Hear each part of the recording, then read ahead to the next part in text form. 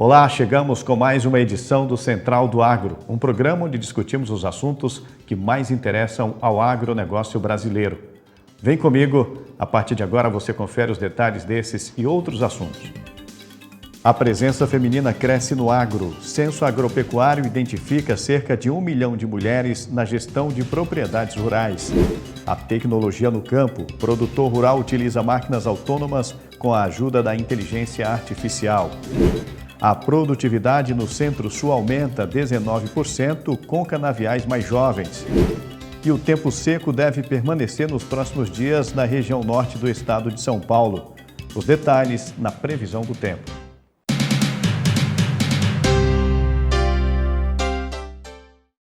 E agora a gente vai falar da tecnologia no agronegócio brasileiro. Máquinas autônomas, drones e outros processos produtivos avançam com a conectividade no campo. Veja mais detalhes na reportagem de Bruno Faustino para a TV Cultura. Nunca a agricultura esteve tão digital, tão inteligente, tão autônoma. Talvez para algum tipo de perfil de produtor poderíamos ser uma coisa muito distante da realidade.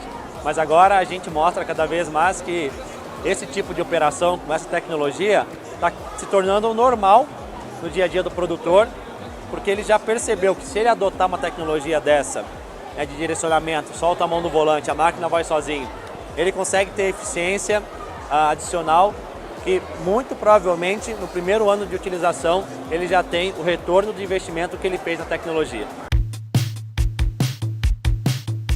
Esse momento vivido pelo agronegócio brasileiro se deve ao aumento da conectividade no campo.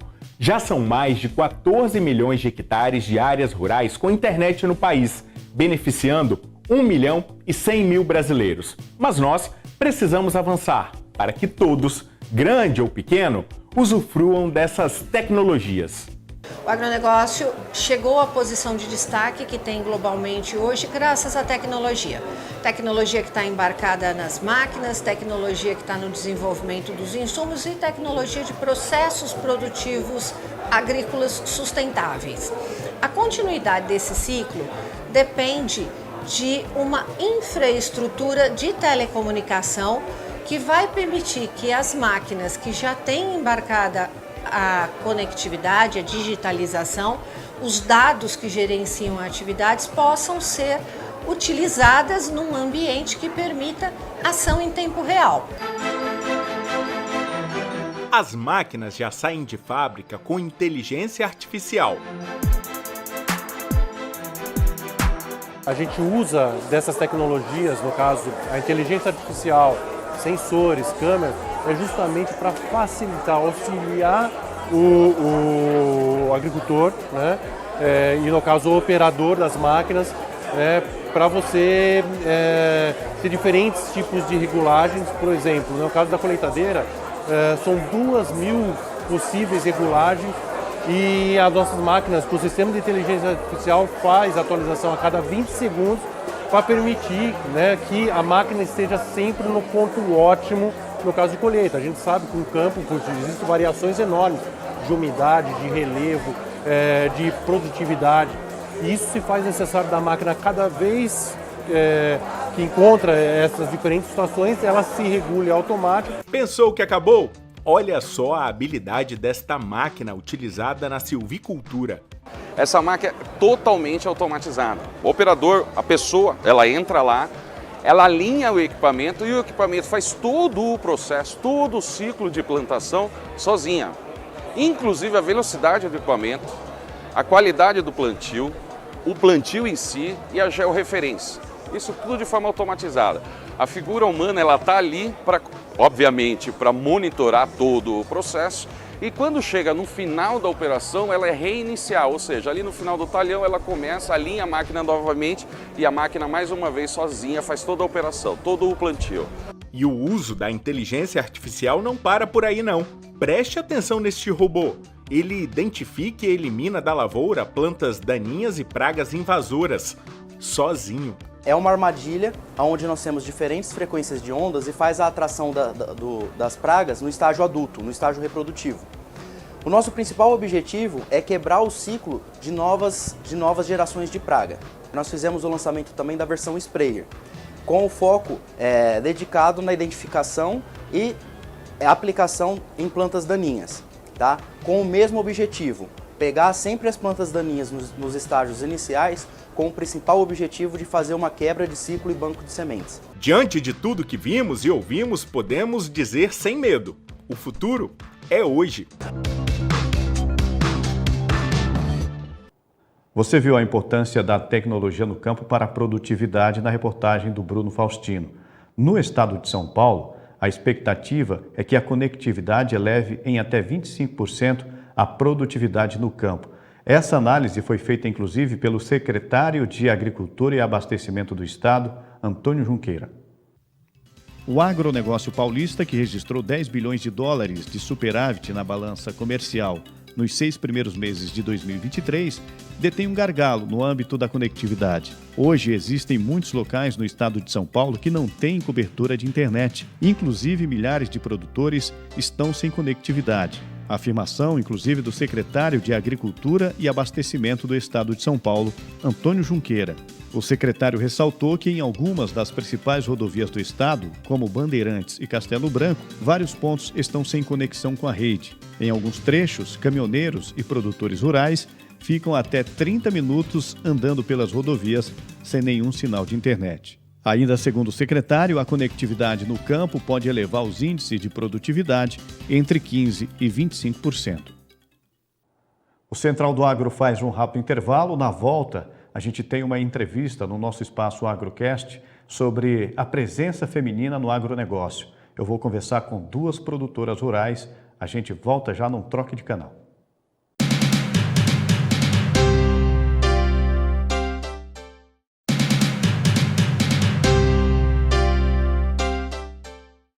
A Coreia do Sul vai fazer uma auditoria na produção de suínos e bovinos do Brasil. O país asiático permite somente a entrada de carne suína e bovina de áreas livres de febre aftosa sem vacinação. O ministro da Agricultura, Carlos Fávaro, anunciou que a Coreia do Sul fará uma auditoria na produção brasileira de suínos e bovinos em áreas livres de febre aftosa sem vacinação em novembro. Isso porque a Coreia do Sul permite somente a entrada de carne suína e bovina de áreas livres de febre aftosa sem vacinação, condição que Santa Catarina já obteve há anos. Recentemente, a Organização Mundial de Saúde Animal concedeu esse status aos estados de Rio Grande do Sul, Paraná, Acre, Rondônia e partes do Amazonas e de Mato Grosso, mas ainda falta o reconhecimento da condição pelas autoridades sul-coreanas.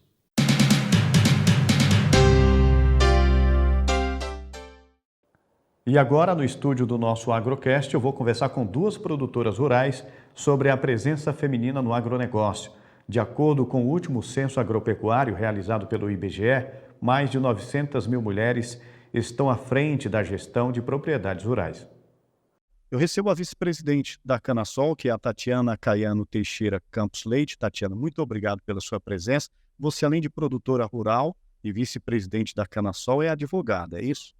Prazer, obrigada desde já pelo convite. Realmente, eu além da profissão jurídica como advogada, eu nasci desde pequena ligada ao agro. Meu pai também é advogado, tinha propriedade rural e desde pequena sempre frequentei a propriedade, sempre foi com plantio de cana, então cresci na lavoura. E isso fez com que meus olhos fossem brilhando para o agro.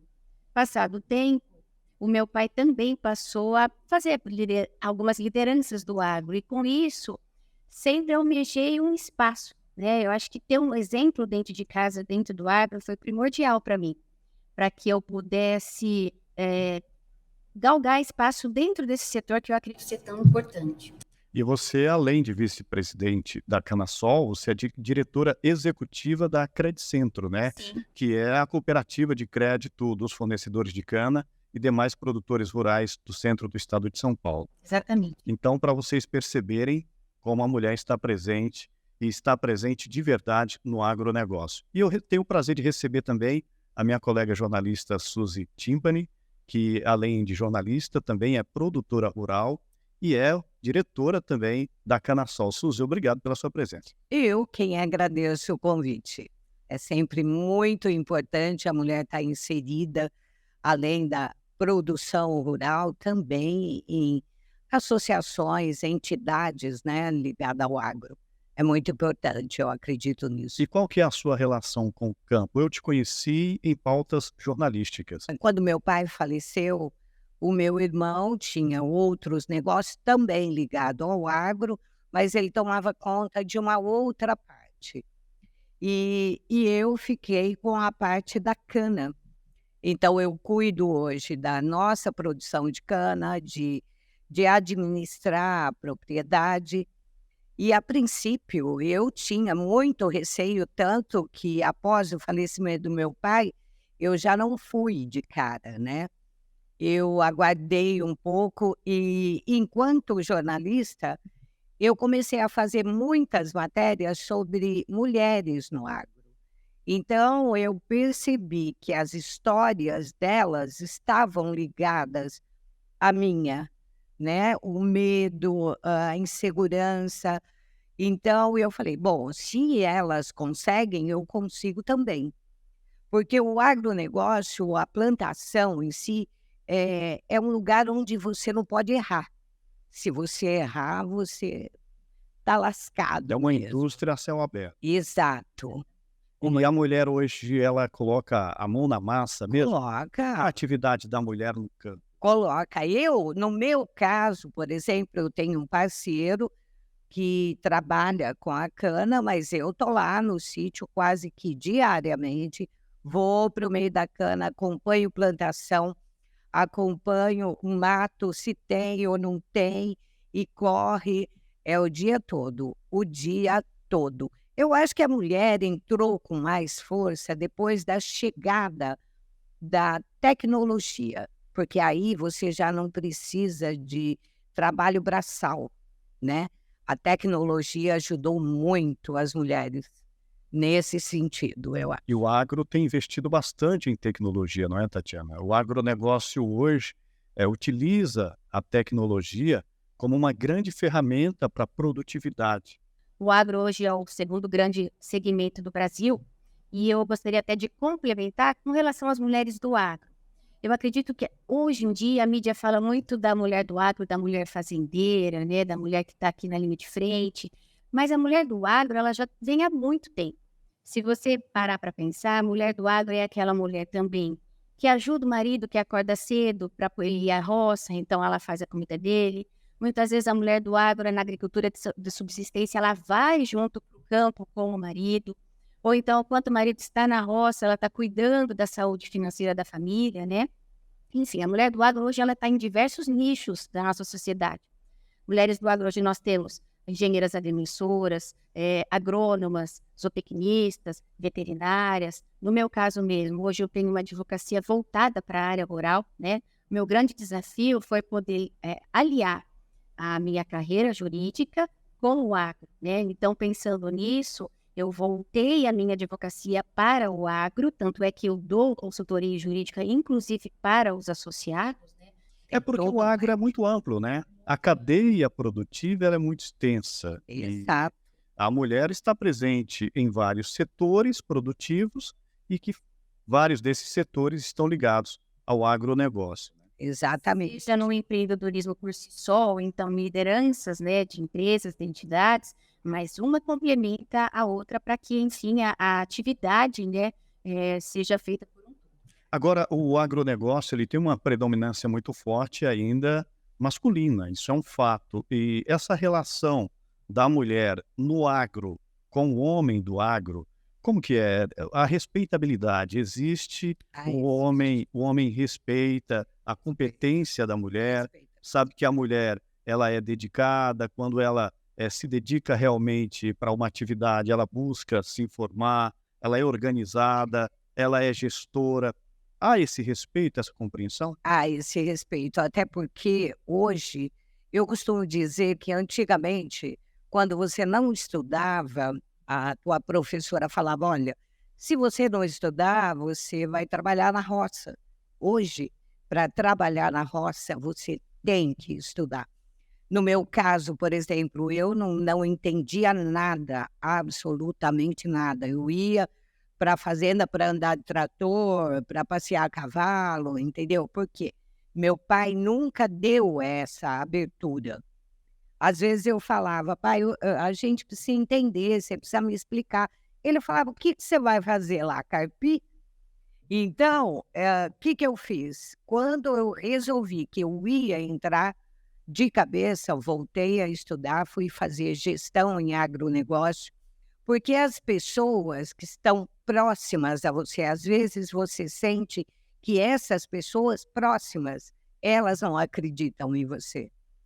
Que, né, no meu caso, eu tenho um parceiro que trabalha comigo, às vezes eu comento, olha, eu quero que faça assim, faça assado, mude isso. Não. Então, sempre que eu ia, eu tinha que levar um agrônomo comigo. O agrônomo falando para ele, olha, tem que ser feito assim, ele faz.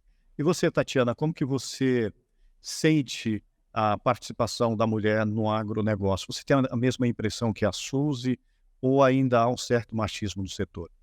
Quando eu entrei na Canasol, haviam pouquíssimas mulheres no agro, até mesmo nas entidades representativas. A gente vê que esse número vem crescendo constantemente, né?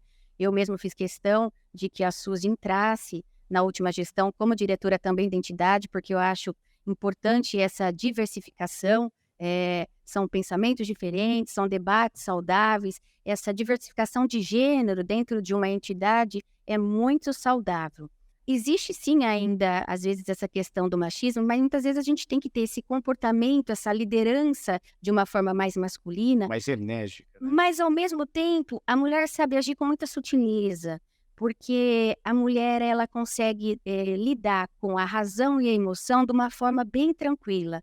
Então, na hora de uma decisão mais ponderada, então a mulher ela vem com esse lado, né, feminino para poder dar esse equilíbrio dentro de uma gestão, de uma entidade ou de uma empresa. Então, a gente já sabe lidar com tudo isso e hoje é bem tranquilo. Uma pergunta para vocês duas. O Agropeca na comunicação com a cidade, ele é um setor produtivo muito importante para a economia do nosso país, mas ao mesmo tempo, alvo de críticas. O agro precisa chegar mais perto, ele não pode só receber as críticas e se calar. Por exemplo, o produtor rural, alguns ainda respondem em rede social quando atacam o agronegócio, mas eu acho que o produtor não tem tempo para isso. Quem tem que defender o agronegócio e mostrar a realidade da gente são as entidades. O agro, ele não só a nível local, ele é a nível representativo nacional. Então, a pessoa que está amparada por uma entidade, certamente ela vai ter maiores benefícios. Ela não toma tanta pedrada. Então, eu agradeço a participação de vocês, Tatiana, que é vice-presidente Eu quem agradeço. da Canasol. Muito obrigada. A Suzy, que é diretora da Canasol. Muito obrigado pela participação. Nós que agradecemos.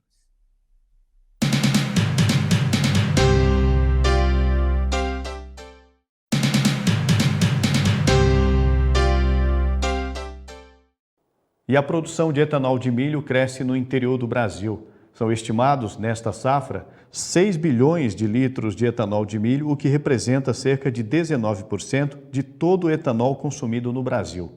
Marcos Fava Neves, o doutor agro, professor da USP e FGV, especialista em agronegócio, fala da importância dessa plataforma. Eu gosto muito da ideia do etanol de milho. Ela é mais recente no Brasil, nos Estados Unidos ela é uma plataforma que hoje produz o maior volume de etanol do planeta, né, feito a partir do milho nos Estados Unidos. O Brasil está em franca expansão. Nós temos unidades de etanol de milho que estão integradas nas usinas de cana, permitindo o melhor uso dos ativos, e é um investimento que cresce muito no interior do Brasil, nas regiões onde o milho é um pouco mais barato.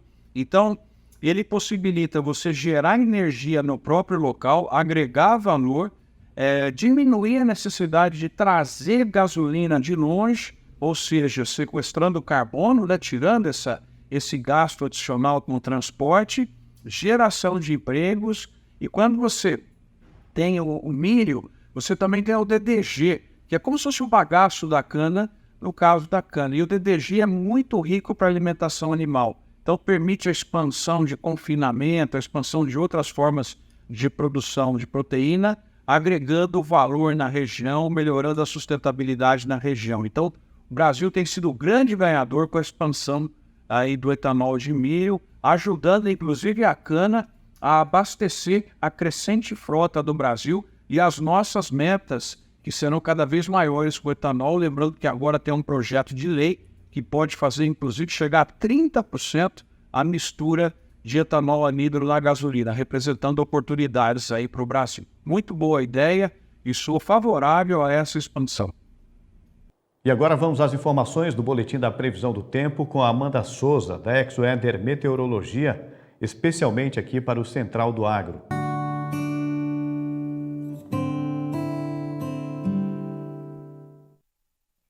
Olá, Chico. Olá a todos que nos acompanham. A imagem de satélite mostra a ausência da nebulosidade ainda em grande parte do país, principalmente no sudeste, que continua com um padrão de bloqueio atmosférico. Entramos na reta final do mês de julho e agora o produtor já fica de olho na distribuição de chuva para o mês de agosto.